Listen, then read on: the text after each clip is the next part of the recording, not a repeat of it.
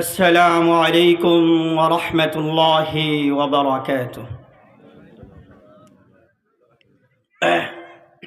আসলে আগে সালাম দেওয়ার উদ্দেশ্য ছিল যে আপনাদের আওয়াজটা একটু চেক করার, কিন্তু আপনাদের আওয়াজে মনে হইতেছে আমি বসছি, এতে মনে হয় আপনারা রাগ হয়েছেন, এরা মনে হইতেছে নাকি?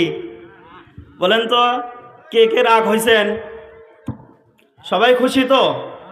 আচ্ছা, যদি কোনো জিনিস কারো খুশি হয় তাহলে কি তার আনন্দ বেড়ে যায় নাকি কম হয় আনন্দ?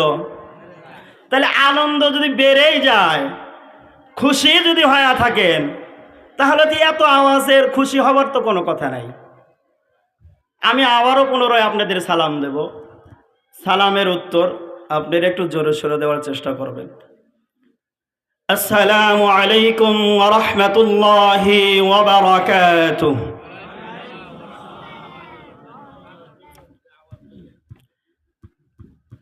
অল্প সময় আলোচনা করব, কিন্তু আজকে আলোচনা আমি করব না, আপনারা করবেন। আপনারা আলোচনা করবেন, আমি শুনব।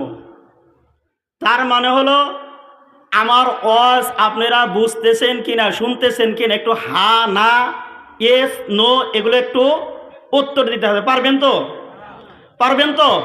কতক্ষণ? আমি চলে যাওয়ার পরেই, যতক্ষণ মাহফিল কমিটি সাহেব যতক্ষণ পর্যন্ত মন্তব্য ঘোষণা না করবেন ততক্ষণ পর্যন্ত এখানে থাকবেন তো? একটু হাত তোলেন, কে থাকবেন তো? নারাই তাকবীর, নারাই তাকবীর। আল কোরআনের আলো। এত জোরে আওয়াজ দিলে বাইরে যারা আছে তারা মনে করছে না মানুষ মনে আছে, আওয়াজ দেন। থাকবেন তো ইনশাল্লাহ? মাশাআল্লাহ। إن الحمد لله الأكرم الذي خلق الإنسان وكرم وعلمه من البيان ما لم يعلم فسبحان الذي لا يحصى امتناله باللسان ولا بالقلم نشهد أن لا إله إلا الله وحده لا شريك له ونشهد أن سيدنا وسندنا ومولانا محمدا عبده ورسوله الذي أرسله بالحق بشيرا ونذيرا وداعيا إلى الله بإذنه وسراجا منيرا أما بعد فقد قال الله تعالى في كلامه المجيد وفرقانه الحميد।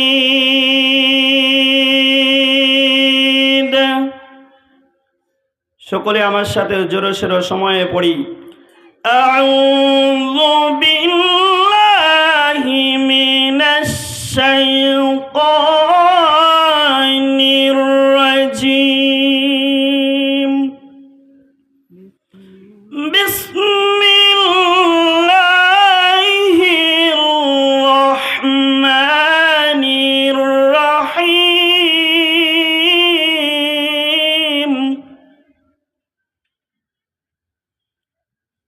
إن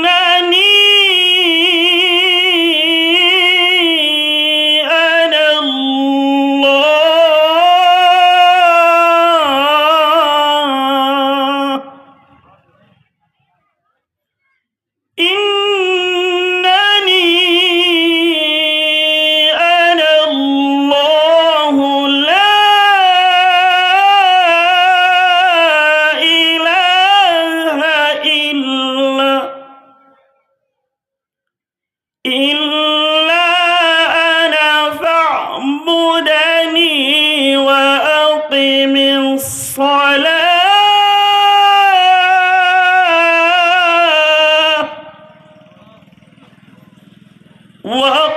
الصلاة لذكري.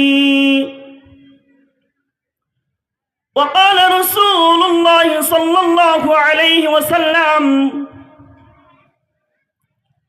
الدنيا سجن المؤمن وجنة الكافر. صدق الله المولانا العظيم وصدق رسوله النبي الأمي الكريم ونحن على ذلك لمن الشاهدين والشاكرين والحمد لله رب العالمين.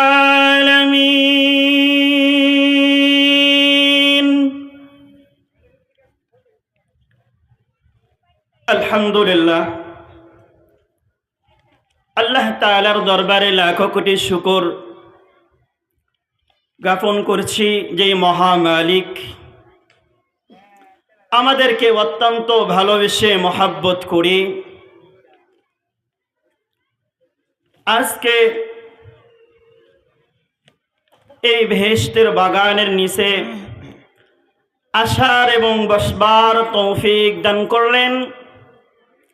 কুরআন ও হাদিস থেকে কিছু কথা বলবার এবং শুনবার যেই মালিক আমাদেরকে সুযোগ করে দিলেন, সেই মালিকের প্রতি আমরা সকলে জবানকে বলন্দ করে কৃপণতাকে ছেড়ে দিয়ে